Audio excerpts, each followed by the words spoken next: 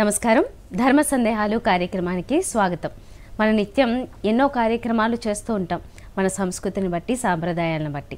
ఇటువంటి సమయంలో ఎన్నో రకాల సందేహాలు కలగక మానవు. మరి అటువంటి సందేహాన్ని నివృత్తి చేయడానికి ఈరోజు మన ముందున్నారు రామాయణ ప్రవచన సుధాకర శ్రీ మైలవరపు శ్రీనివాసరావు గారు. వారిని అడిగి సందేహాలు నివృత్తి చేసుకుందాం. నమస్కారం గురుగారు.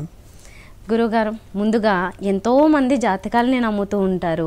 ఏదైనా పని మొదలు పెట్టాలన్నా, ఒక ముఖ్యమైన కార్యక్రమం చేయాలన్నా వారి జాతకాన్ని ఒక్కసారి పరిశీలించుకుని చూపించుకుని తర్వాత ఆ పనులు మొదలు పెట్టే వాళ్ళు చాలామంది ఉంటారు. కాబట్టి జాతకం నిజమేనా అని చాలామందిలో ఆ ప్రశ్న ఉంది.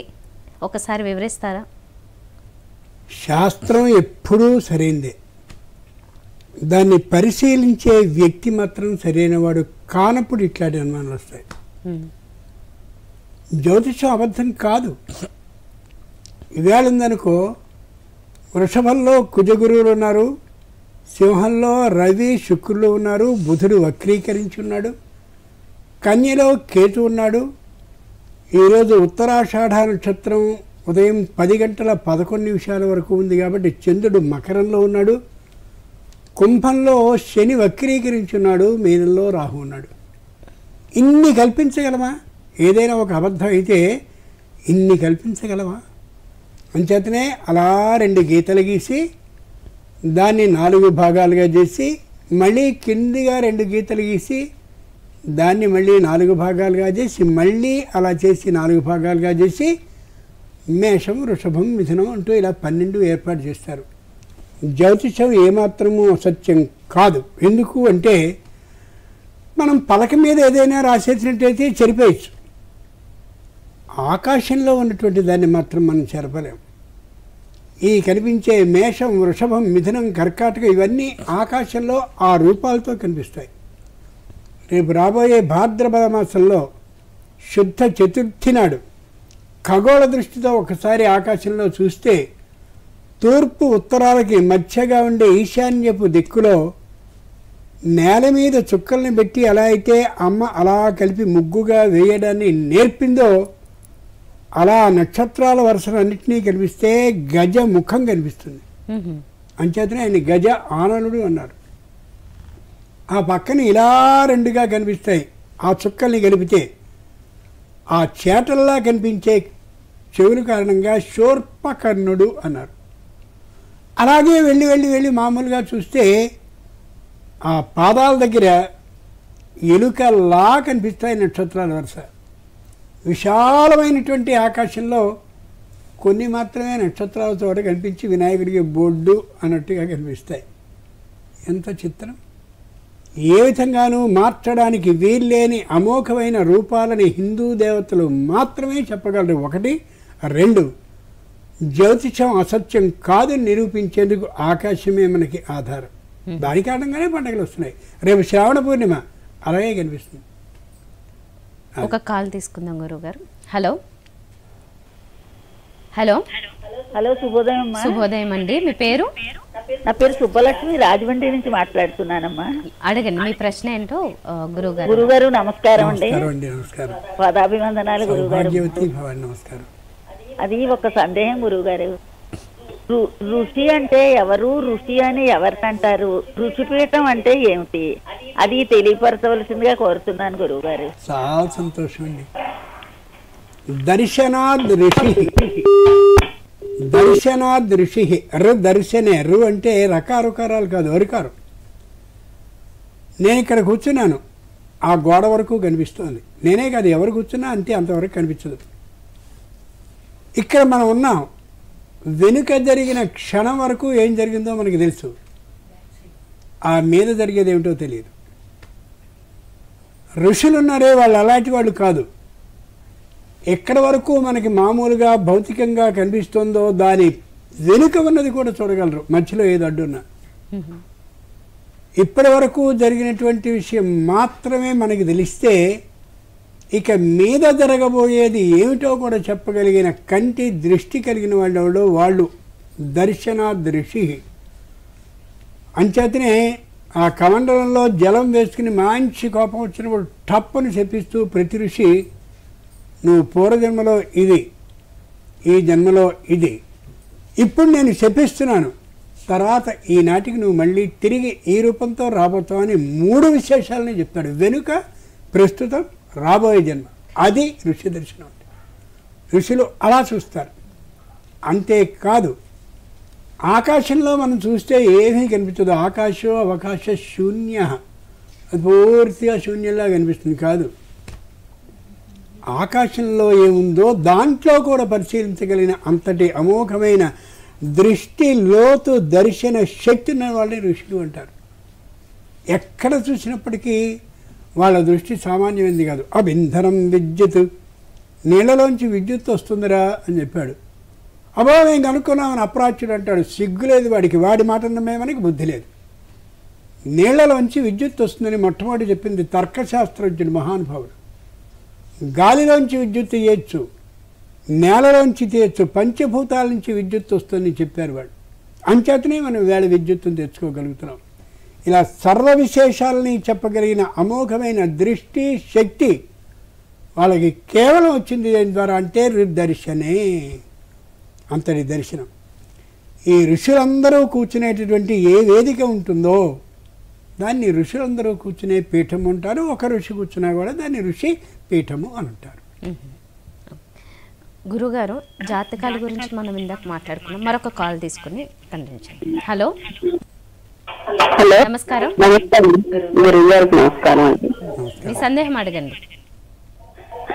గురువు గారు నమస్కారం అండి. నా పేరు రుక్మిణి, సికింద్రాబాద్ నుంచి అండి. చెప్పండి మీ సందేహం. రాఖీ కట్టడానికి అన్నదం దూరంగా ఉంటే కట్టడానికి వీల్లేనప్పుడు ఆ రాఖీ దేవుడి దగ్గర పెట్టి వారిని ఆశీర్వదించి వాళ్ళు కలిపినప్పుడు కట్టొచ్చండి గురువు గారు? అదే సరైన పనండి. ఈ రాఖీ అనేది ఈవేళ దిక్కుమాలిన పండుగలా అయిపోయింది. ఖచ్చితంగా చెప్తున్నా, భయం లేదు. వచ్చినప్పుడు అవకాశం వచ్చినప్పుడు ధైర్యంగా చెప్పడమే. దాని పేరు నిజంగా రక్షికా పూర్ణిమ. ఎవరైతే మనని ఒక సంవత్సరం పాటు మళ్ళీ శ్రావణ పూర్ణిమ పై శ్రావణ పూర్ణిమ వరకు నీకు సంబంధించిన బాధ్యతను నేను తీసుకుంటాను అంటాడో, అనగలడో అనే శక్తి వాడికి ఉందో, హృదయపూర్వకంగా అంటాడో, అతడి కుడి చేతి మణికట్టుకి కట్టవలసిన రక్షికా పూర్ణిమ. అటువంటి రక్షగా ఉండేటటువంటి ఆ రక్షికని కట్టవలసిన పూర్ణిమ రక్షికా పూర్ణిమ. ఇవాళ చాలామంది ఏం చేస్తారంటే, ఎవరికి ఇస్తే బాగా డబ్బున్నవాడా, ఎవడు మనలో పడతాడా, వాళ్ళలో ఇట్లాంటి దిక్కుమాలిన ఆలోచనలు కట్టుకుని చేతికి కట్టుకుంటున్నారు. నిజమో కాదో 100కి 90 మందికి తెలిసే విషయం. పూర్వం రోజుల్లో అలా ఉండేది కాదు. కౌసల్యాదేవి స్వయంగా రామచంద్రుడు అరణ్యాలకి వెళుతున్నప్పుడు, నాయన ఏ విధమైనటువంటి దెబ్బలు నీకు తగలకుండా ఉండాలిరా, వాటి వల్ల కష్టం కలగకూడదని మొట్టమొదట ఆ రక్షికా పూర్ణిమ, అదిగో ఆ రక్షికని కట్టిన ఆవిడ కౌసల్య, విశల్యకరణి దాని పేరు. ఆలోచించి చూడండి, కృష్ణుడు ఎన్నెన్ని సాహస కృత్యాలని భాగవతంలో చేశాడో. ఆ పూతని చంపడం, కాళీయుణ్ణి మర్దించడం, ఇట్లా చేసే ప్రతిసారి కూడా యశోదామాత అతనికో తాయెత్తు కడుతూ ఉండేది. అదిగో అది రక్షిక అంటే. సంవత్సరం కాలం పాటు నీ రక్షణని నేను తీసుకుంటున్న బాధ్యతని అని ఎవరైతే సిద్ధంగా ఉంటాడో అట్లాంటి వాడి చేతికి కట్టవలసింది మాత్రమే రక్షిక. అది కూడా శ్రావణ పూర్ణిమ నాడు. శ్రవణ నక్షత్రం శ్రీ మహావిష్ణువు జన్మ నక్షత్రం. పూర్ణిమ మహావిష్ణువుకి బావుమరిది. ఏ ఆడపిల్లైనా పండగ ఎప్పుడు చేసుకుంటుందంటే అత్తింటి వాడైన మొగుడు, పుట్టింటి వాడైన సోదరుడు ఇద్దరు ఉన్నప్పుడు మాత్రమే. అంతటి గొప్ప రోజు శ్రావణ పూర్ణిమ, అది రాఖీ. ఇప్పుడు వారు అడిగిన ప్రశ్న, దూరంగా ఉంటే ఏం చేయాలి? అమానుషంగా నేను చాలా సంతోషిస్తున్నాను, తప్పే ఉంది అని ఊరికి ఇల్లంతా కలుపుకోవడం కాదు. ఆ విధంగా 3 రోజుల అశుచి తొలగిపోయిన తర్వాత ఆ రోజు కట్టించండి. అప్పటి వరకు అమ్మవారి దగ్గరే ఉంచండి. ఖచ్చితంగా అవతల వానికి పనిచేస్తుంది, ఆశీర్వచనం లభిస్తుంది. గురుగారు, మీరు అన్నట్లుగా ఆ సంవత్సరం అంతా మన బాధ్యత ఎవరు, మనల్ని ఎవరు రక్షిస్తారో వారికి అన్నారు కదా.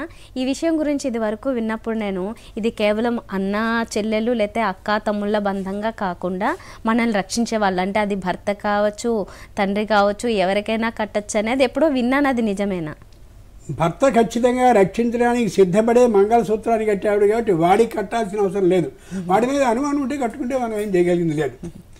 అన్న చెల్లెళ్ళు అంటే మన ఇద్దరం వేరువేరేళ్ళకి వెళ్ళిపోయాం, అయినప్పటికీ ఆ సంబంధాన్ని మాత్రం రక్షించుకుందాం రా అని చెప్పి చెల్లెలు అన్నకి కడితే చాలా మంచిది. అది విధానం కూడా. చెల్లెలు కానీ అన్నకి కడితే అన్న ఆశీర్వచనాన్ని తీసి ఆ బట్టలు కట్టించుకున్న తర్వాత ఇదిగో ఈ దీన్ని అంటే బట్టలు ఆమెకి ఇచ్చి ఆమె కట్టుకున్న తర్వాత ఆ రక్షికని ముడివేయించుకోవాలి. అలాగే ఒకవేళ అక్క ఇంటికి కానీ వెళ్ళినట్టయితే ఆ అక్కకి పాదాభివందనాన్ని చేసి అక్కకి బట్టలు ఇచ్చి నమస్కరించిన తర్వాత ఆవిడ కట్టుకున్న తర్వాత అప్పుడు ఆ రక్షని వేయించుకోవాలి.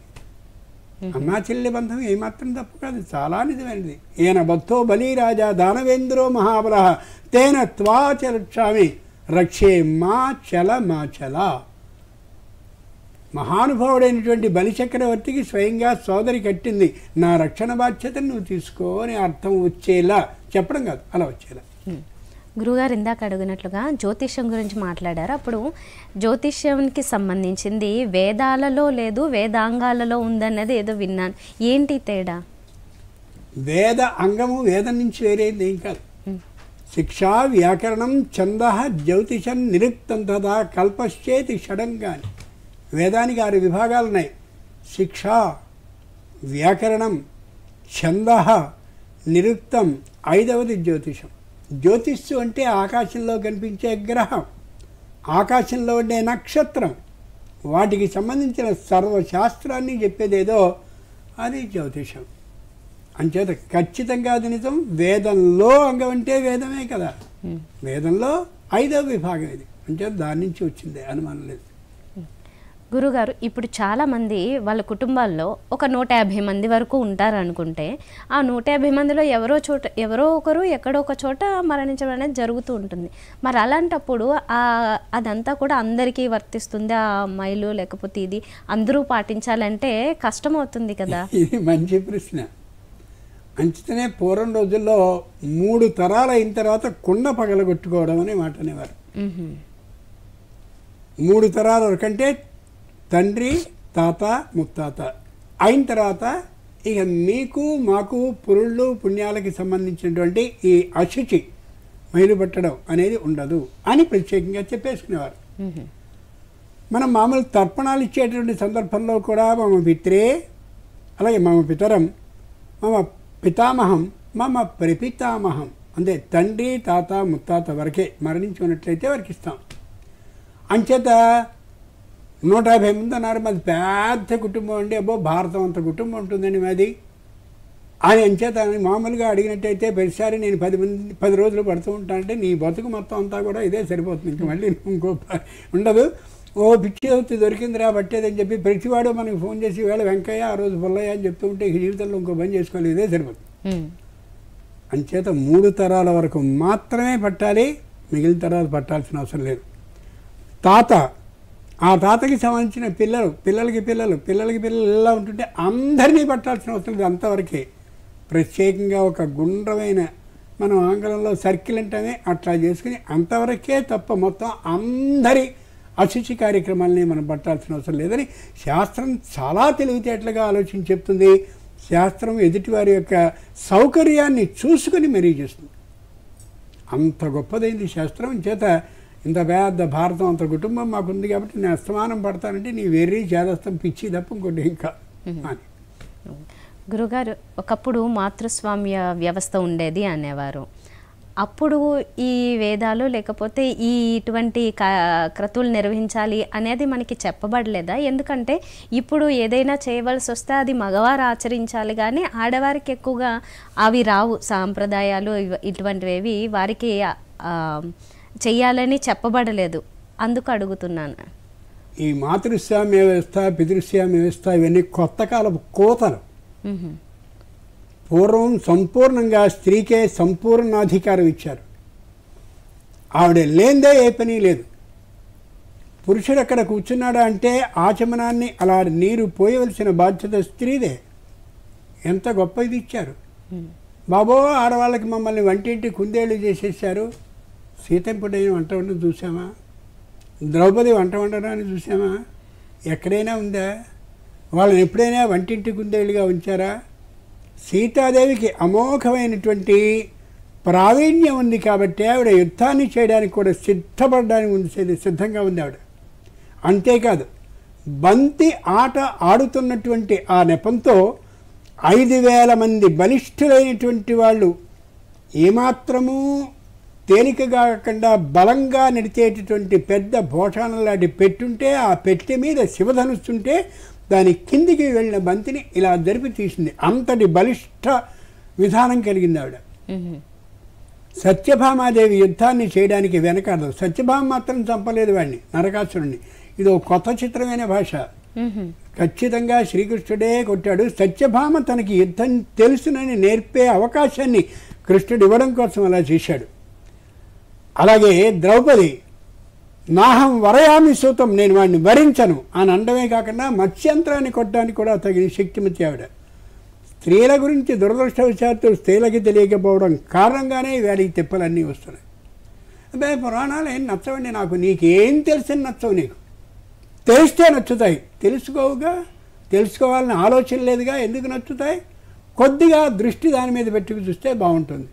పాఠ్యాంశాల్లో చిన్నప్పుడు పెట్టి ఉన్నట్టయితే ఈ పరిస్థితి పాపం స్త్రీలకు వచ్చేగా నాకు చాలా దుఃఖం ఇస్తూ ఉంటుంది. ఇప్పుడు శ్రావణ మాసం అన్నీ వస్తుంది. శుక్రవారం మంగళవారం నోములు గీములు ఇవన్నీ ఎవరు చేస్తున్నారు? మగాళ్ళు చేస్తున్నారా, ఆడవాళ్ళు చేస్తున్నారా? ఖచ్చితంగా స్త్రీలకి సంపూర్ణమైనటువంటి ప్రాతినిధ్యము ఉంది. సంక్రాంతి రోజుల్లో ముగ్గురు ఎన్ని విధాల నైపుణ్యాలు స్త్రీలో ఉంటాయో అన్నింటినీ చూపించుకునే అవకాశాలు సంవత్సరం పొడిగిన పండుగల్లో ఉన్నాయి. వాటిని తెలుసుకోకపోవడం వల్ల ఇదంతా బాధ. మరొక కాల్ తీసుకుందాం గురుగారు. హలో హలో, నమస్కారం అండి, మీ పేరు? నమస్కారం అండి, నా పేరు నాగరాజారావు, వనస్థలిపురం, హైదరాబాద్ అండి. ఓకే అండి, మీ సందేహం అడగండి గురువు గారిని. గురువు గారికి శతకోటి వందనాలండి. అయ్యా, మనకి దేవీ దేవతలు లోకాల్లో ఉంటారని, శంకరుడు కైలాసంలోను, అమ్మవారు మణిద్వీపంలోను అలా ఉంటారని చెప్తారు కదా.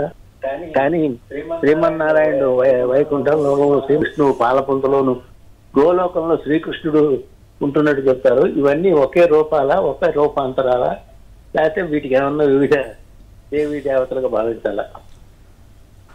ఒకే ఒక మాట, శరీరంలోనే సర్వ దేవలోకాలు ఉన్నాయి. ఇది బాగా ఆలోచించుకోదగ్గ మాట. వైకుంఠం అనేది ఊరు, కైలాసం అనేది ఊరు. ఇప్పుడు మనకి రాజధాని ఎలా అయితే ప్రత్యేకంగా రాష్ట్రాలు గీష్ట్రాలు ఉన్నాయో అలా ప్రత్యేకంగా వేరు వేరు చోట్లలో ఉండేవి కాదు. ఈ తీరుగానే ప్రహ్లాదుని తండ్రి అయినటువంటి హిరణ్యకశిపుడు అనుకోండి, వైకుంఠుండు కృతాపరాధుడు అన్నాడు. అంటే వైకుంఠం అనే పట్టణంలో ఉండేటటువంటి వాడు ఒక ఆయన ఉన్నాడు, ఆయన నారాయణుడు వాడి పేరు, వాడు అన్నీ ఆ పప్పులే చేస్తుంటాడు అన్నాడు. ప్రహ్లాదు ఒకటే అన్నాడు. ఆయన ఏదో వైకుంఠంలో మాత్రమే కూర్చుంటూ అక్కడే కూర్చుని, మన ఆఫీసుల్లో ఒకడెవడో పైన అధిక ఉంటాడే మహాశత్రువు, వాళ్ళే ప్రత్యేకంగా కూర్చొని లెక్కలు రాసుకుంటూ వాడిని వీడిని తిరుగుతూ కూర్చుంటాడు. అలాంటి వాడు కాదు. వైకుంఠం అనేది ఊరు కాదు, ప్రతి వ్యక్తికి ఉండేటటువంటి వికుంఠ స్థానం ఇదే. ఇక్కడ నారాయణుడు ఉంటాడు. అదే ప్రదేశంలో నువ్వు శ్రీకృష్ణుడిని, అదే ప్రదేశంలో అమ్మవారిని, ఎవరిని నువ్వు హృదయపూర్వకంగా ధ్యానిస్తూ ఉంటాడో అవన్నీ ఇదే ప్రదేశం. అంచేతనే భగవంతుడిని నీ చిరునామా ఎక్కడిని అడిగితే అథో నిష్ట్యా వితస్త్యాంతే నాభ్యాము పరితిష్టతి. బొడ్డు నుంచి ఇలా పైకి వేసుకో, ఇక్కడ గుర్తు చేసుకో, కంఠానికి ఉండే గొయ్యి ఏదైతే ఉంటుందో అక్కడి నుంచి ఇలా ఒకసారి వేసుకో. ఈ ప్రదేశం ఉందే అక్కడుంటాడు. స బ్రహ్మ స శివ స హరిశ్చేంద్ర సోక్షర పరమసురాట్. భగవంతుడు ఉండే స్థానం ఇది. అంతేగాని వైకుంఠం ఒక ఊరు, అక్కడి నుంచి 15 కిలోమీటర్ల దూరంలో కైలాసానికి కిందికి వస్తే 3 అడుగుల తర్వాత ఇదేం కాదు. పురాణాన్ని సరిగా మనం అర్థం చేసుకోగలిగిన రోజున, ఇటువంటి మహానుభావులు అడిగే ప్రశ్నలకి సమాధానం చెప్పుకోగలిగినటువంటి అవకాశం ఇచ్చిన రోజున నిజాన్ని నిజంగా మనం చెప్పుకోగలం. కాబట్టి ఇక్కడే ఉంటారు ఏ దేవతలైనా. నువ్వు ఎవరిని ఆరాధిస్తూ ఉంటే ఆ దేవుడు ఇక్కడే కనిపిస్తాడు. గురుగారు, ఇప్పుడు రేపు రాబోయేది జంధ్యాల పూర్ణిమ అని విన్నాను. ఏంటి దాని విశిష్టత? ఏ కర్మని చేయాలి అన్నా దానికి సంబంధించిన అధికారాన్ని సంపాదించాలంటే యజ్ఞ ఉపవేతం అనేది ఒకటి వేసుకోవాలి. ఎడమ భుజం మీద నుండి కుడి భుజం కిందుగా ఉండేలాగా వేసుకుంటారు. అది యజ్ఞ ఉపవీతము దాని పేరు. వీంగ్ సంభక్తవు అనే ధాతువు మీద ఏర్పడుతుంది. అది అంటే ఏ కర్మని ప్రారంభించడానికైనా సరే ఇది చెయ్యాలి. ప్రతినిత్యం గాయత్రి మంత్ర అనుష్ఠానాన్ని కానీ చేస్తూ ఉన్నట్టయితే ఆ శక్తి వాక్కులోకి ప్రవేశిస్తుంది. ప్రవేశించి అప్పుడు మామూలుగా నువ్వు నీ పిల్లాడు ఏదో పరీక్షకి పెడుతున్నాడు, ఆ రోజు చేసినటువంటి జప శక్తి ఏదైతే ఉందో అది కంఠంలోనికి వెళ్ళి నాయన బాగా రాయిరా అంటే చాలు. సంస్కృతంలోనే అక్కర్లా, ఏ భాషలో ఉన్నా పర్వాలా, ఖచ్చితంగా అది వాడికి ఆ వాక్ శక్తి మంత్రరూపంగా అలా వెళ్ళి వాడికి ప్రవేశించి బుద్ధి ద్వారా రాయగలిగిన శక్తి లభిస్తుంది. ఇక్కడ ఉదాన కంఠదేశస్థ, కంఠంలో ఉదానవాయువు ఉంటుంది. ఈ మనం మాట్లాడేటటువంటి ఈ శక్తి పుణ్యశక్తి ఏదైతే ఉందో అది నోటిలోంచి వచ్చేటటువంటి వాక్కు ద్వారా ఏ ఉదాన వాయువు వస్తుందో ఆ వాయువు ద్వారా వాడికి ఆ విధమైన అవకాశం వస్తుంది. ఇది బాగా గుర్తుంచుకోవాలి. ఈవేళ వెధవకూతలన్నీ వచ్చాక బెస్ట్ ఆఫ్ లక్ అని అంటూ ఉంటుంది. వాడు అక్కడి నుంచి థ్యాంక్ యూ అని వాడు అంటాడు. కొడుకు థ్యాంక్ యూ అని అలా తల్లికి, ఈవిడ బెస్ట్ ఆఫ్ లక్ అంటుందా? ఆయన చక్కగా రాయిరా. ఒక్కసారి ఎందుకింత కఠినంగా మాట్లాడుతున్నంటే ఆవేదనతో మాట్లాడుతున్నాను. మన హిందూ ధర్మ సంప్రదాయాన్ని నిలబెట్టుకోవాలని చెప్పి ఆ బాధతో మాట్లాడుతున్నాను. స్పష్టంగా చెప్పండి, చిరంజీవ సుఖీభవ. నేను వెళ్తున్నప్పుడు మా అమ్మగారు అక్కడ నిలబడి ఇలా స్వయంగా అంటూ ఉంటే నేను ఆశీర్వచనాన్ని పొంది వెళ్ళేవాడిని కళాశాలకి, ఆ పెద్ద బాధ్యతని చేసుకోవడం కోసం. అదే నా పిల్లలకు వస్తుంది, అదే అందరికీ వస్తుంది. అలా లేకుండా ఇలాగే మాట్లాడితే ఏమొస్తుంది? వాళ్ళు చెప్తే అలా అంటున్నది తప్పని నేను అంటలా, ఇది నేర్చుకోండి అని తెలియజేస్తున్నాను. గురుగారు ఒక కాల్ తీసుకుందాం. హలో, నమస్తే అండి. నమస్తే అండి, మీ పేరు? రాజశేఖర్ అండి, హైదరాబాద్. చెప్పండి, మీ సందేహం ఏంటో గురుగారిని అడగండి.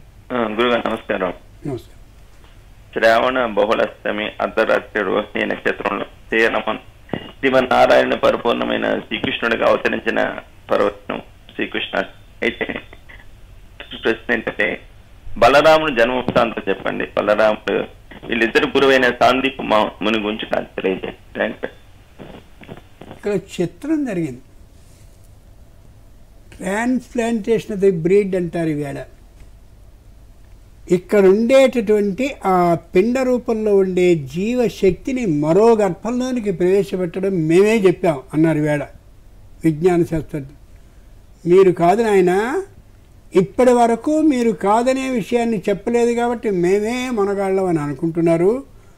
భాగవతాన్ని ఒక్కసారి లోకంలో జాగ్రత్తగా పరిశీలించి చూడండి, ఖచ్చితంగా ఈ విషయం తెలుస్తుందని భాగవతం చెప్పింది. వ్యాస మహర్షి చెప్పాడు ఆ మాట. 6 గర్భాలు వచ్చాయి. వాడికి అనుమానం వచ్చింది కంసుడికి, ఏమిటిలా సంతానం వీళ్ళు కనేస్తూ ఉన్నారు, అష్టమ గర్భం వచ్చిందంటే నన్ను వాడు చంపుతాడని అష్టమ గర్భంబు నిన్ను వధించుదుమిని ఆకాశవాణి చెప్పింది ఆ రోజున. అంచేత 8 కాకుండా ఉండేలా చెయ్యాలి అనుకున్నారు. ఈ 6వ గర్భం వచ్చింది. ఆ తర్వాత 7వది వచ్చినట్టుగా వచ్చి అమాంతంగా విజ్జోడు పడింది. అంటే వెంటనే పొట్ట తగ్గిపోయింది. అంటే మనం అనుకోకూడదు వీడ ఎబార్షన్ అంటారే, అది కాదు. వచ్చినట్టుగా గర్భం వచ్చింది, అబో 7వ గర్భం వస్తుంది అని అనుకుంటే అది కాస్త తగ్గిపోయింది. ఇది అక్కడ నందుని ఇంట్లోకి వెళ్ళిపోయి అక్కడ ప్రవేశించింది. ఇదేమిటిది, రోహిణికి గర్భం ఎలా వచ్చింది అని ఎవరు అనుకోలేకుండా ఉండే మాయ అక్కడికి సంక్రమించింది. ఆ రోహిణికి పుట్టినవాడు కాబట్టి రౌహిణేయుడు అయ్యాడు. గర్భ సంకర్షణం, ఇక్కడ గర్భంలో జీవరూపంతో రావడం, ఉన్నటువంటిది కాస్త అక్కడికి సంక్రమించడం, ఈ గర్భ సంకర్షణం జరిగింది కాబట్టి ఆయనకి సంకర్షణ అని కూడా పేరు వచ్చింది. ఇక్కడ ఏం లేదు. అప్పుడు వీడు ఆలోచించుకున్నాడు కంసుడు, 7 వచ్చింది కనిపించలేదు, ఇది 7 కింద లెక్క, 6 కింద లెక్క, దీని తర్వాత రాబోయేది 8 అవుతుందా 7 అవుతుందా? అజ్ఞశ్చాశ్రద్ధధానశ్చ సంశయాత్మ వినశ్యతి. అజ్ఞ అంటే అసలు తెలియనివాడు, అశ్రద్ధధాన అంటే దాని మీద శ్రద్ధని చూపించినవాడు, సంశయ ఆత్మ ఇదవుతుందా అదవుతుందా. ఈ ముగ్గురికి సుఖ సంతోషాలు మానసిక ప్రశాంతత ఉండదు. వాడు కంసుడిలా పడుతున్నాడు. అక్కడ పుట్టాడు ఆయన బలరామ. చాలా అందంగా ఉంటాడు, మామూలుగా ఉన్నాడు. కృష్ణుడు నల్లగా ఉంటే ఆయన ఎర్రగా ఉంటాడు. కృష్ణుడు చాలా జాగ్రత్తగా సమయానికి సరిపోయినటువంటి ఆలోచన ఉంటే ఆయన ఉన్నదన్నట్టుగా స్పష్టంగా ధర్మబద్ధంగా పలికేవాడు. స్వయంగా కురుక్షేత్ర యుద్ధానికి వచ్చేప్పుడు మాట అన్నాడు, నువ్వు చాలా మాయలు చేస్తావు, నేను తట్టుకోలేను కాబట్టి నేను తీర్థయాత్రకు వెళ్ళిపోతున్నాను. అసలు కురుక్షేత్ర యుద్ధాన్ని చూడలా బలరాముడు. అది అక్కడుండే భేదం. నేను ఇంకొక మాట చెప్పి ముగించాలంటే, కృష్ణుడు మేఘాలకి సంబంధించిన నీలిరంగు రూపం కలిగిన వాడైతే ఎర్రనైనటువంటి మెరుపు తీగలా దానికి కనిపించేటటువంటి వాడు బలరాముడు. వీళ్ళిద్దరూ వర్ష అధిదేవతలు, అంచేతనే వర్ష ఋతువులో శ్రావణ మాసంలో జన్మించారు. గురుగారు, చాలామంది ఎవరైనా కుటుంబంలో మరణించినప్పుడు మొదటి సంవత్సరికం చేస్తారు కదా, తర్వాత నుంచి దాన్ని పెద్దగా పట్టించుకో, అది చెయ్యాలా అవసరం లేదు. ఒక కాల్ తీసుకుందామండి. హలో హలో నమస్కారం అండి. నమస్కారం. నమస్కారం. నా పేరు సత్యారంటే మహాభారతంలో శల్యుడిని అర్జునుడు భీముడు అంత పరాక్రమంతుడు కూడా చంపలేకపోతారు. ఒక ధర్మరాజు చేతిలోనే అతను తెలవాకపోయాడు. ధర్మరాజు నాకు తక్కువ బలం వస్తుంది కదా, అంటే ధర్మరాజు మీ వాయిస్ బాగా కట్ అవుతుందండి, బ్రేక్ అవుతూ వస్తుంది. ఇంకొకసారి స్పష్టంగా ఇంకో ఫోన్ నుంచి మాట్లాడండి లేకపోతే. సరే ఏం లేదు, ఇప్పుడు చెప్తున్నానండి. ఇప్పుడు భారత యుద్ధంలో శల్యుడు మహాపరాక్రమవంతుడు అంటారు కదా, అతన్ని అర్జునుడు భీముడు లాంటి వాళ్ళు చంపలేకపోయారు. ధర్మరాజు ఒక్కడు ఎలా చంపగలిగాడు? శల్యుడు నిజంగా పాండవ పక్షపాతి, చుట్టం కూడా. దుర్యోధనుడు ఏం చేశాడంటే ఎక్కడికక్కడ విడిది గృహాలని ఏర్పాటు చేసి ఈ శల్యుణ్ణి తన వైపుకి లోబరుచుకున్నాడు. ఒక్కటే గుర్తుంచుకోవాలి, శత్రుపక్షంలో ఉన్నప్పటికీ కూడా శత్రుపక్షం వాడిని ఏదో ఇచ్చి ఆశ పెట్టి మన వైపుకి చేర్చుకున్నా కూడా బాంధవ్యం అనేది ఉంటుంది కాబట్టి దృష్టి అంతా అక్కడే ఉంటుంది తప్ప ఇక్కడ ఉండదు. ఏమాత్రం అనుమానం లేదు. ఎలా అయినా మనకు ఉందిరా రక్త సంబంధం, బాంధవ్యం ఉంది, చుట్టరికం ఉంది. అది అంచేత అమోఘంగా అంత నేను లోపరుచుకున్నానని దుర్యోధనుడు అనుకున్నప్పటికీ కూడా శల్యుడు అలాగే చేశాడు. అంచేతనే కర్ణుడికి రథసారథిగా పెట్టారు. శల్యుడు చాలా గొప్పవాడు, అంచేతనే శల్యసారథ్యం అనే మాట వచ్చింది, బాగా గుర్తుంచుకోవాలి. బ్రహ్మాండమైనటువంటి యుద్ధాన్ని చేయగలిగిన వాడు, మత్స్యంత్రాన్ని కూడా కొట్టగలిగిన శక్తి ఉన్నటువంటి వాడు కర్ణుడు. కురుక్షేత్రంలో నిలబడి బాణాన్ని ఎలా వేయబోతే పెద్దగా నవ్వేవాడు కింద కూర్చొని సారథి. ఏమిటి నవ్వుతున్నావు? అసలు ఎప్పుడైనా యుద్ధం చేసావా? ధనుస్సులో బాణాన్ని తొలగడం వచ్చా? అదేమిటయా నువ్వు ఎవరిని కొడుతున్నావు? ఎవడి తెలికి పెడుతుంది అది? అది కిరీటాన్ని తగులుతుంది ఖచ్చితంగా, అది భ్రూమత్యం, ఈ 2 కనుబొమ్మల మధ్యగా తగలదు అనేవాడు. గురి చూస్తున్నటువంటి వాడి గురిని తప్పించాలంటే ఎవడైనా నవ్వినా వాడి దృష్టి కాస్త అటు ఇటు చెదిర్చినా చాలు. మంచి పని ఒత్తిడిలో ఉండేటువంటి వ్యక్తి అక్కడ నిద్రపోతుంటే దున్నపోతుల్లా నిద్రపోతూ 5-6 ఉన్నారనుకో, వీడికి ఎలా ఉంటుంది? అబ్బా ఎంత కంగారుగా నేను పెడుతుంటే ఏమిటి వీళ్ళు అని అనుకోరు. అది అలా దృష్టిని మరల్చేటటువంటి వాడు శల్యుడయ్యే కర్ణుడి యొక్క సంపూర్ణమైన యుద్ధ వైశారథ్యాన్ని, నేర్పరితనాన్ని పూర్తిగా పోగొట్టాడు. అది పాండవ పక్షపాత విధానం కాదు. అంచేతనే అక్కడే ఓడాడు, ఇక్కడ వాడాలి కాదు. ఇది కూడా యుద్ధంలో ఒక తంత్రమే. హలో హలో నమస్కారం గురువు గారు, ఒక సందేహం ఉందండి మాకు. అడగండి. ఇది మనము మన శాస్త్రం ప్రకారము పునర్జన్మలో మనము బిలీవ్ చేస్తామండి. కానీ మనిషి చనిపోయిన తర్వాత మనం ఒకసారి ఆయన శ్రాద్ధం చేస్తాము, దాని తర్వాత మళ్ళీ ఆయన పునర్జన్మ చేస్తారు కదా, దాని తర్వాత మళ్ళీ ప్రతి సంవత్సరము మనము ఎందుకు శ్రాద్ధం చేయాలి? నేను ఇందాక అడిగిన ప్రశ్నకి దగ్గర ఉంది. శ్రద్ధయా క్రియతే యత్ తత్ శ్రాద్ధం అభిధీరితం. ఓ కుక్క ఉందనుకోండి, మన ఇంట్లో పెంచుకున్నాం, చచ్చిపోయింది. శాస్త్రం ప్రకారం అయితే కుక్క చచ్చిపోతే గోడ అవతల పడేస్తే అయిపోయినట్టే అంత్యక్రియలు. కానీ మనని పెంచి పోషించి పెద్ద చేసి విద్యాబుద్ధులు ఇచ్చి అన్నీ చేసి దురదృష్టవశాత్తు మన తల్లి కానీ తండ్రి కానీ గతిస్తే వాళ్ళని విడిచేస్తున్నామా? లేదుగా. ఎందుకు చేయాలి అలా? అలా చేయడం అనేది భారతీయ సంప్రదాయంలో భాగం. ప్రతి సంవత్సరం, అంటే మొదటి సంవత్సరం అయితే ప్రతి నెల, తర్వాత అయితే ప్రతి సంవత్సరము వాళ్ళని తలుచుకుని వాళ్ళకి ఇష్టమైనటువంటి పదార్థాలని కొన్ని ప్రత్యేకంగా నియమించారు. వాటిని మాత్రమే వాళ్ళకి ఇష్టమైనటువంటి వారు ఎవరున్నారో వారిని పిలిచి భోజనాన్ని వారిని ఉద్దేశించి పెట్టడం ఏదైతే ఉందో అది చేయడం ధర్మం, మన సంప్రదాయం. ఆ వంకతో ప్రతి సంవత్సరం వెళ్ళి మనకు అలా గుర్తు చేసుకుంటూ ఉంటాం. ఏదో ఇదిగోండి ఆగస్టు 6వ తేదీ మా ఇంట్లో అయిందండి, చక్కగా చేసామండి మేము, మంచిది. ఆ చేయడం అనేది ఎందుకంటే ఆవిడ ఉన్నప్పుడు అలా జరిగేది, ఆయన ఉన్నప్పుడు అలా జరిగేది, ఎలా చేశారు, ఎంత చేశారు. ఆ పోయినటువంటి ఆవిడ పోయిన ఆయన నాకు ఎంతెంత చేశారు సాయం, నిజంగా ఫలానా అమ్మాయి ఎంత చేసింది, చాలా బాగా చేసింది, ఈ మెళ్ళో నగ ఆ అమ్మాయికి ఇద్దామని అనుకుంటున్నాను అని ఆవిడ అన్నారనుకోండి, పోయిందిగా, ఇంకేం గుర్తుంచుకోరుగా, మరేం పర్వాలేదుగా, ఇవ్వకపోతే అని దాచేసుకుంటే ఖచ్చితంగా కుటుంబం మీద దాని ప్రతాపాన్ని చూపిస్తుంది. అలా పోయినటువంటి వాళ్ళకి సంబంధించిన ఏవైతే కోరికలు ఉంటాయో వాటిని తీర్చుకోవడం కూడా ఆ రోజు తీర్చుతారు. ఎందుకంటే పునర్జన్మ ఖచ్చితంగా ఉంటుంది. కాకపోతే అందరికీ ఆ సంస్కారం ఉండకపోవచ్చు. పుట్టుకతోటే బ్రహ్మాండమైనటువంటి మృదంగాన్ని మోగించేవాని ఒకటి ఉంటాడు. 4 ఏళ్ళు రాగానే సంగీత జ్ఞానం కలిగిన వాడు ఉంటాడు, రాగజ్ఞానం కలిగిన వాడు ఉంటాడు, వాద్యాన్ని మోగించగలిగిన వాడు చాలా మనకు వస్తూ ఉంటాయి. అటువంటి వాళ్ళు ఎవరిలో కొంత సంపూర్ణ ప్రాక్తన సంస్కారం ఉంటారు. అంటే పూర్వ జన్మానికి సంబంధించిన కొన్ని ఆ సంస్కారాలతో పుట్టేవాళ్ళు ఉంటారు. 14వ సంవత్సరంలో మంగళంపల్లి బాలమురళీకృష్ణ గారు బ్రహ్మాండమైనటువంటి సంగీత కచేరీని చేశారని వింటాం. ఎక్కడి నుంచి వచ్చింది? కేవలం పూర్వజన్మ సంస్కారం వల్ల వచ్చింది. అలా అందరికీ రాదు, కొందరికి వస్తుంది. కానీ మనం మామూలుగా చేసుకుంటాం. అలా చేయడం ధర్మం, మనకి విధింపబడ్డటువంటి సంప్రదాయం.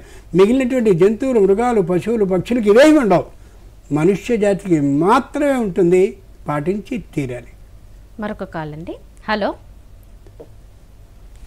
హలో నమస్తే మేడం. నమస్తే అండి, మీ పేరు?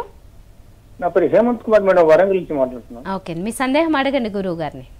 నమస్కారం గురువు గారు. నమస్కారం గురువు గారు, శ్రీరాముల వారు ఏకపత్ని విరతుడు కావటము, హనుమంతుల వారు బ్రహ్మచారిగా ఉండటంలో గల కారణం తెలియజేయండి గురుగారు. ఏకపత్ని వ్రత విధానం ఎంత గొప్పదంటే, రామచంద్రుడు క్షత్రియుడు కాబట్టి అనేక మంది భార్యల్ని కలిగిన వాడు కావడంలో శాస్త్రం తప్పుపట్టదు. రాజానో బహువల్లభా ఉంటుంది సంస్కృతం. రాజుగారు ఎందరో భార్యలకి భర్త కాదగినటువంటి విధానం కలిగినవాడు. శాస్త్రం చెప్పిందే. ఎందుకని అంతమంది పెళ్ళాలు? వినోదం కోసం కాదు, భౌతికానందం కోసం అస్సలు కాదు. ఒక భార్యను చేసుకున్నాడు, గుడ్డివాడు పుట్టాడు, రాజ్యం రాదు, వాడికి రాకూడదు శాస్త్రం ప్రకారం. ఇంకో భార్యను చేసుకున్నాడు, ఆవిడకి అంగవైకల్యం వచ్చింది, అది కుదరదు. ఇంకో భార్యకి పుట్టాడు పిల్లవాడు, వాడు అజ్ఞాని, వాడికి ఏం తెలియదు, తెరమొహం వాడు.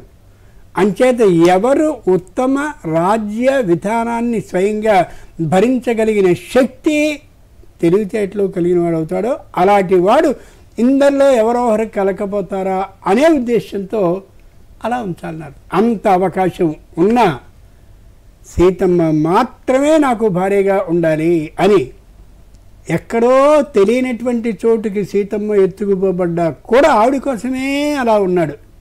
అది గొప్పదనం.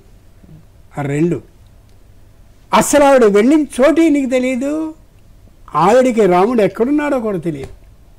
యజ్ఞాన్ని చేసినప్పుడు యజ్ఞేచ పత్న్యర్థం, ప్రతి యజ్ఞంలో కూడా భార్య కోసమని బంగారపు సీతని మాత్రమే చేసుకున్నాడు తప్ప ఆయన విగ్రహ రూపంగా ఆ సీత లేదు కాబట్టి ఏదో జాకెట్ టికెట్ పెట్టుకుని చేద్దాం లేకపోతే ఇట్లాంటివి ఏమీ చేయలే.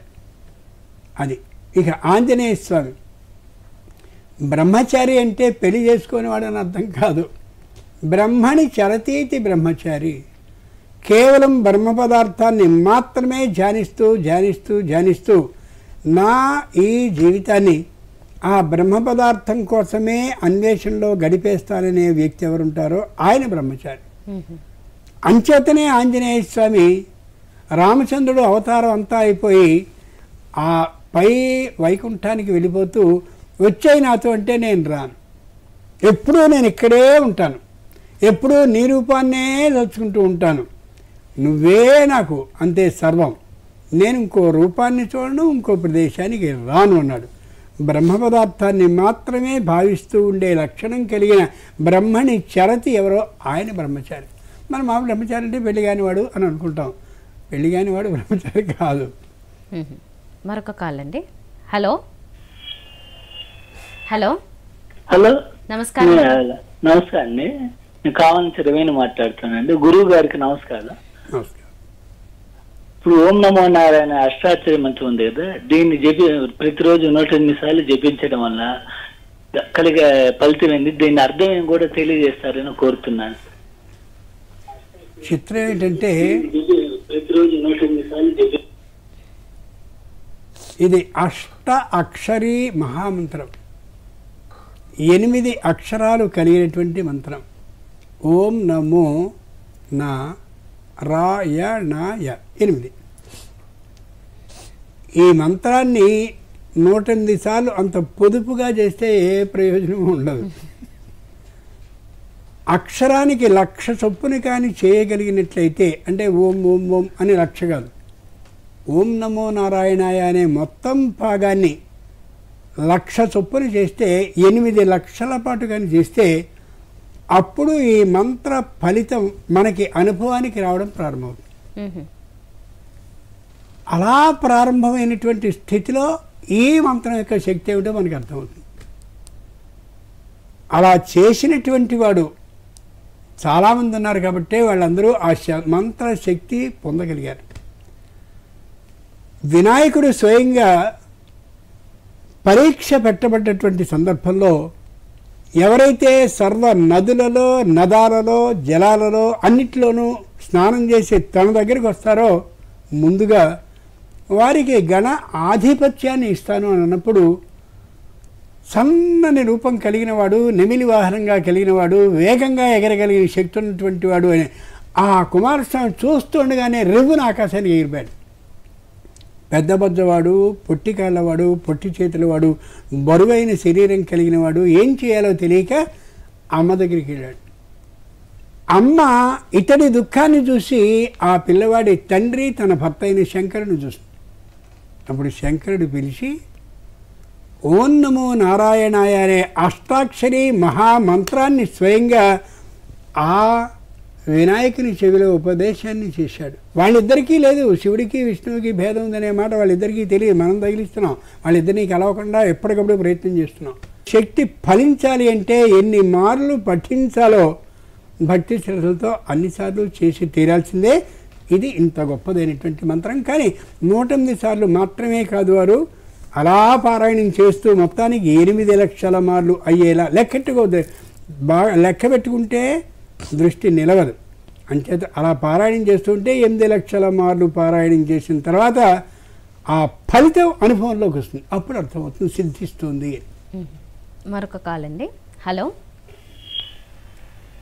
హలో హలో, మీకు నమస్కారం అండి. గురువుగారి పాదాభినందనలు. సౌభాగ్యవతి భవ. పరమేశ్వర నమస్తే. నా పేరు బావరాజు శ్రీత, కుక్కటిపల్లి హౌసింగ్ బోర్డు నుంచి. చెప్పండి గురువు గారు. రేపు మహాలయ పక్షాలు వస్తున్నాయి కదా, దానికి స్వయం పాకం స్వాగోత్రులైన బ్రాహ్మణులకి ఇవ్వచ్చా, వేరే వాళ్ళకి ఇవ్వాలా? తీసుకునే వినండి వినండి. ఇంకొక ప్రశ్న వద్దమ్మా, ఒకే ఒక ప్రశ్న. ఇక్కడ నియమం ప్రకారం తీసుకోవాల్సిన విధి విధానము బ్రాహ్మణునికి మాత్రమే ఏర్పాటు చేశారు. ఇదేనండి వేపనాళ్ళు అందరూ కలిసి రాసేసుకున్నారు. అంచేత అన్ని దానాలు వాళ్ళకే. ధైర్యం ఉందా ఇస్తాను శనిదానాన్ని. వ్యక్తి చనిపోయిన తర్వాత ఆ పక్కన కూర్చోబెట్టుకుని నగ్నదానం ఒకటి ఇస్తారు. నగ్న అంటే వేరే అర్థం కాదు, చచ్చిపోయిన శవం పక్కన దానాన్ని ఇస్తుంటే తీసుకోగలిగిన ధైర్యం ఉన్నవాడు బ్రాహ్మణుడు, గుర్తుంచుకోగలగాలి. అలా అన్ని దానాలు గో భూ తిల హిరణ్య ఆజ్య గుడ వస్త్రాన్ని గోధుమాహ రౌప్యం లవణమిత్యాహు దశదానాన్ని కీర్తితా. ఆ 10 దానాలు తీసుకున్నారు. నువ్వుల దానం ఇస్తే తీసుకుంటారా? నువ్వుల నూనె దానం ఇస్తే తీసుకుంటారా? గింజల పచ్చి దానాన్ని తీసుకుంటారా? నల్ల చెప్పులు నల్లగొడుగు ఇస్తే దానాన్ని తీసుకుంటారా? ఒక్కటే గుర్తుంచుకోవాలి, దానాన్ని తీసుకున్న బ్రాహ్మణుడు గొప్పవాడని నేను అంటలా. ఆ దానాన్ని తీసుకుంటూ అయ్యో నేను ఇంత మళ్ళీ తిరిగి జపాన్ని చేసుకోవాలి, ఈ పాపాన్ని అక్కడి నుంచి తీసుకున్నందుకు అని జపాన్ని చేసుకున్నప్పుడు మాత్రమే అతడు మళ్ళీ మామూలు అవుతాడు తప్ప మరొకటి కాదు. అంచేత బ్రాహ్మణునికే ఇవ్వాలి. ఆ తీసుకున్నటువంటి బ్రాహ్మణుడు ఈ తీసుకున్న దోషం పోవడం కోసమని తగినంత జపాన్ని కూడా చెయ్యాలి. అంత ఆలోచించి చేశారు. నువ్వు ఇలా చేయాలిరా లోకాన్ని ఉద్ధరించడం కోసమని ప్రత్యేకంగా ఆ జాతిని ఏర్పాటు చేశారు. వశిష్ఠుడంతటి వాడు కూడా దానాన్ని స్వీకరించి స్వయంగా తాను మళ్ళీ దానికి సంబంధించిన నిష్కృతిని ఏర్పాటు చేసుకున్నాడని శ్రీమద్ రామాయణంలో కనిపిస్తుంది. అంచేత దానం ప్రతిగ్రహణం అంటే తీసుకోవడం, దానం అంటే తాను చేయడం, ఈ రెండు బ్రాహ్మణునికి ఇవ్వబడ్డ విధానాల్లో కర్తవ్యాల్లో ఒకటి. అంచేత బ్రాహ్మణునికే ఇవ్వాలి. మరొక కాల్ అండి. హలో హలో హలో నమస్కారం, మీ పేరు? నా పేరు మంగతాయారమ్మా. మంగతాయారం. మీ సందేహం ఏంటో అడగండి గురువు గారిని. గురువు గారు మీ పాదాలు వస్తున్నానండి, మీ పాదాలకు బాబు. సౌభాగ్యవతి భవ పరమేశ్వర. బాబు పెద్ద బాబు అండి, చదువుకుంటున్నాడని చదివేవని వెళ్ళిపోయాడయ్యా. అప్పుడు 20 ఏళ్ళు అయిపోతుంది. ఉన్నాడో లేదో తెలియదు నాయన. స్పష్టంగా మీ బాబు ఎక్కడికైనా వెళ్ళి చదువుకుంటున్నారా? లేదండి, చదువుకునేవాడేనండి, డిగ్రీ చదివేవాడే. కొంచెం భాష మనకి చదివారని మరి ఎక్కడికి వెళ్ళిపోయాడో తెలియదండి. మొన్నటి దాకా 5 ఏళ్ల క్రితం దాకా వాళ్ళ నాన్నగారు ఉన్నారు, తర్వాత నా నాన్నగారు కాలం చేశారండి. ఒక గురువు గారిని అడిగితే ఉన్నారమ్మా వస్తారమ్మా అన్నారు. అది వచ్చేలా ఏదన్నా కొంచెం పరిష్కారం చెప్పరా గురువు గారు? అర్థమైంది. ఒక్కటమ్మా, శ్రీమద్ రామాయణంలో ఓ శ్లోకం ఉంది, మీ ఊళ్ళో ఉన్నటువంటి పండితుల్లో ఎవరికి చాలామందికి తెలిసే ఉంటుంది. నమోస్తు రామాయ సలక్ష్మణాయ దేవ్యై చ తస్యై జనకాత్మజాయై నమోస్తు రుద్రేంద్ర యమానిలేభ్యో నమోస్తు చంద్రార్కమరుద్గణేభ్యః. ఆంజనేయ స్వామి అంతటి వాడికి శ్రీమద్ రామాయణంలో సీతమ్మ ఎక్కడుందో కనిపించకపోతే బోరున ఏడిచాడు. 100 యోజనాల సముద్రాన్ని దాటొచ్చానే సీతమ్మ దాటని రామచంద్రుడికి తెలియచేయాలి. ఆవిడ కనిపించకపోతే ఈ ప్రయాణం అంతా వృథా, ఈ జీవితం కూడా వృథా అని అనుకుని అప్పుడు సీతమ్మ నాకు కనిపించాలనే అభిప్రాయంతో ఇదిగో ఈ శ్లోకాన్నే అనుకున్నాడు. ఆ శ్లోకాన్నే నిరంతరం పారాయణం చేసుకోండమ్మా, ఆ 4 రోజులు తప్ప ఖచ్చితంగా వస్తాడనే హృదయపూర్వక విశ్వాసం నాకుంది. నేను అనేకమైనటువంటి సందర్భాల్లో సుందరకాండ ప్రవచనాలను చేసేటప్పుడు ఇలా అడిగిన వాళ్ళందరికీ ఇదే శ్లోకాన్ని చెప్పాను. అలాగే పారాయణ చేసుకుని మా పిల్లవాడు వచ్చాడని చాలామంది చెప్పడాన్ని పరమేశ్వరి సాక్షిగా తెలియజేస్తున్నాను. చదువుకోండమ్మా, తప్పక రావాలని నేను కూడా ప్రార్థిస్తున్నాను. పరమేశ్వరుని వస్తాడు. మరొక కాల్ తీసుకుందామండి.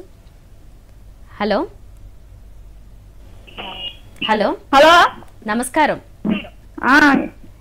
ఏమంటే నేను పూజకి సంబంధించి గురువు గారిని అడగాలండి. అడగండి, మీ సందేహం ఏంటి చెప్పండి. చెప్పండి అమ్మా.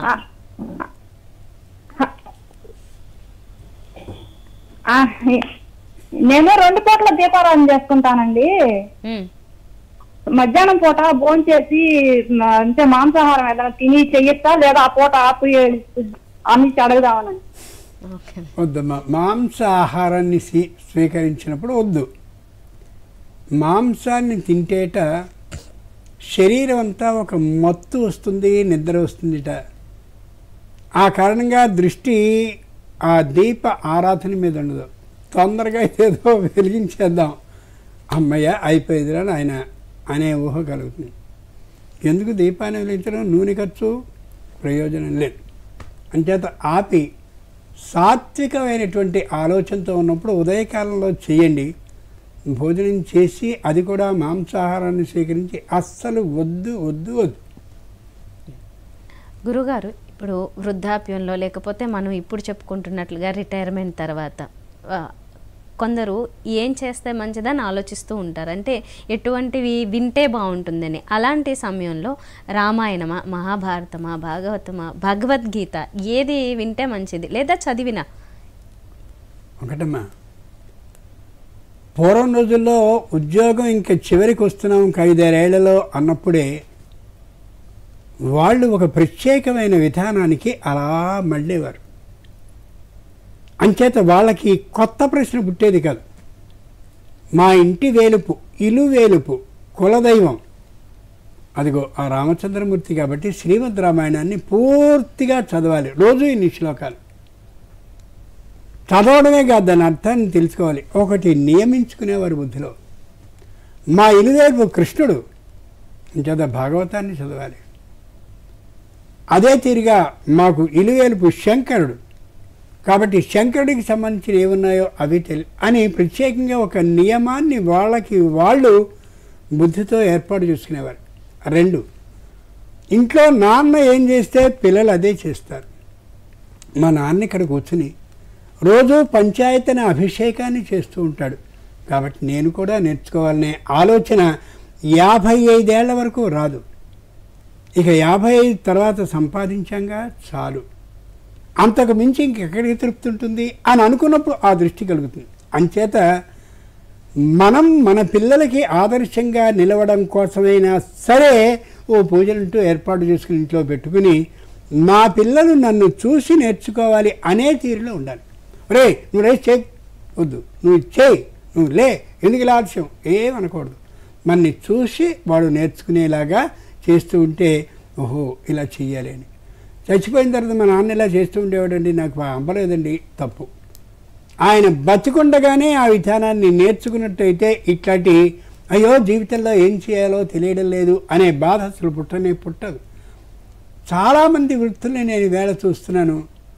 ఏదో షేర్ మార్కెట్ల వాళ్ళు కొందరు, టీవీల ముందు కాలక్షేపం చేసేవాళ్ళు కొందరు ఇలా కనిపిస్తున్నారు. వాళ్ళని నేను నిందించడం నా లక్షణం ఎప్పుడూ కాదు, నా స్వభావము కాదు. ఈ మార్గానికి వెళ్ళడానికి కొద్ది ప్రయత్నాన్ని చేయండి, ఎంత మనశ్శాంతిగా ఉంటుందో. షేర్ మార్కెట్ చేస్తున్నాం, అదేదో పడిపోతుందంటే ఒకసారి బాగా పెరుగుతుందంటే ఒకసారి ఏదో అయిపోతుందంటే ఆ రోజు వాడి ముఖం చూస్తూ ఉంటే ఎంత దారుణంగా ఉంటుందో. ఏదో పోగొట్టుకున్నాడు. ఎందుకలా? పరమేశ్వర అర్చన బుద్ధిని కానీ కలిగించుకున్నట్టయితే మనశ్శాంతిగా మనం ఉండగలుగుతాం. అంచేత భగవత్ ధ్యానం ఏదుందో అది మనం ఎంచుకోవాల్సినటువంటి చివరి లక్ష్యం, గమ్యం. గురుగారు, ఇప్పుడు మీరు చెప్పినట్లుగా మరొక కాల్ తీసుకుందామండి. హలో హలో, నమస్కారం అండి. నమస్కారం, చెప్పండి మీ సందేహం ఏంటో. నా పేరు రామకృష్ణ అండి, రాజమండ్రి నుంచి. అయ్యా నమస్కారం అండి. నమస్కారం. రేపు శ్రావణ పౌర్ణమి కదా, శ్రావణ పౌర్ణమికి జంజాల పౌర్ణమి పేరు ఎలా వచ్చింది? మీరు మొదటి నుంచి విని ఉండలేదు. ఆ రోజు యజ్ఞోపవీతాన్ని మార్చుకునే రోజు కాబట్టి అని దాన్ని వివరంగా చెప్పడం జరిగిందండి. తర్వాత ఇంకో ప్రశ్న తీసుకుందాం. ఓకే గురుగారు. హలో గురుగారు, కాల్ కంటే ముందుగా ఇలవేల్పు గురించి మాట్లాడుతున్నాం కదా. అంటే వీరి వంశానికి వీరు ఇలవేల్పు అనే విషయము ఏ రకంగా వచ్చింది?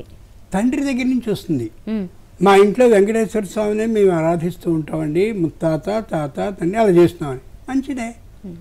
అప్పుడు శ్రీ వెంకటాచల మహాత్మ్యం ఉంది, చక్కగా చేయండి, చదువుకోండి. చదువుకుంటే అప్పుడు అంత విషయం తెలుస్తుంది. వెంకటేశ్వర స్వామి పైన ఉంటాడా? అమ్మవారు కింద కూడా కాకుండా కొండ కింద కాకుండా తిరుచానూరులో 21 కిలోమీటర్ల దూరంలో ఉంటుందా? ఏంటి భార్యాభర్తలు ఇద్దరు ఒక చోట ఉండాల్సి వస్తే అంత దూరంగా ఉండడం ఏమిటి అనే అనుమానం మనకు వస్తుంది. వచ్చినప్పుడు పండితుడి దగ్గరికి వెళ్తే ఇదిరా నాయన కారణం అని చక్కగా తెలియజేస్తాడు. ఇలాగే అదిగో అల్లదిగో శ్రీహరివాసం అని నేను గ్రంథాన్ని రచించాను కూడా. చెప్పుకోవడం నా ప్రచారం కోసం కాదు, తప్పు లేదు శాస్త్రంలో నిరూపించడం కోసం ఈ మాట చెప్తున్నాను. అలా ఎవరు ఇలువేలుపు అయినట్టయితే ఆ ఇలువేలుపు గురించినటువంటి అనుమానాలన్నింటినీ పూర్తిగా తొలగించగలిగిన శక్తి ప్రతి పురాణానికి ఉంది. గురుగారు, మరొక సందేహము. వీరభద్రుడి సంబరాలు చేస్తారు కదా, దీని వెనుక ఉద్దేశం ఏంటి? ఎటువంటి ఫలితాలు వస్తాయి అవి చేయడం వల్ల? అది గొప్ప విషయం అమ్మా. భద్రశ్చ అసౌ వీరశ్చ వీరభద్ర. ఏ పనినైనా సరే శుభం కలిగేలా చేస్తాడు, పరాక్రమంతో చేస్తాడు, తన వీరత్వాన్ని చూపిస్తాడు, భద్రంగాను ఆ పని చేస్తాడు. ఆ దక్షిణ యాగానికి వెళ్ళినటువంటి సందర్భంలో అమ్మవారు అక్కడ నిలబడి మా నాన్న స్వయంగా నా ఇంట్లోకి పుట్టింట్లోకి పిలవడం లేదు అన్నప్పుడు మొత్తం అందరినీ చూసి జరుగుతున్నటువంటి యజ్ఞాన్ని ధ్వంసం చేసేసి అక్కడి నుంచి వచ్చాడు. ఎవ్వరికీ అపకారం కలిగించలా. దక్షిణి ఆలోచన ఏ బుద్ధితో కలిగిందో ఆ ఆలోచన తప్పు అని తెలియజేస్తూ ఆలోచనకి స్థానమైన ఆ తలని జుహావాగ్నౌ శిరస్తస్మిన్ దక్షిణాగ్నావమరిషిత, ఆ దక్షిణం వైపు వెలుగుతున్నటువంటి అగ్నికుండంలో వేసి హోమం చేసి వచ్చాడు. ఎవరిని చంపలా.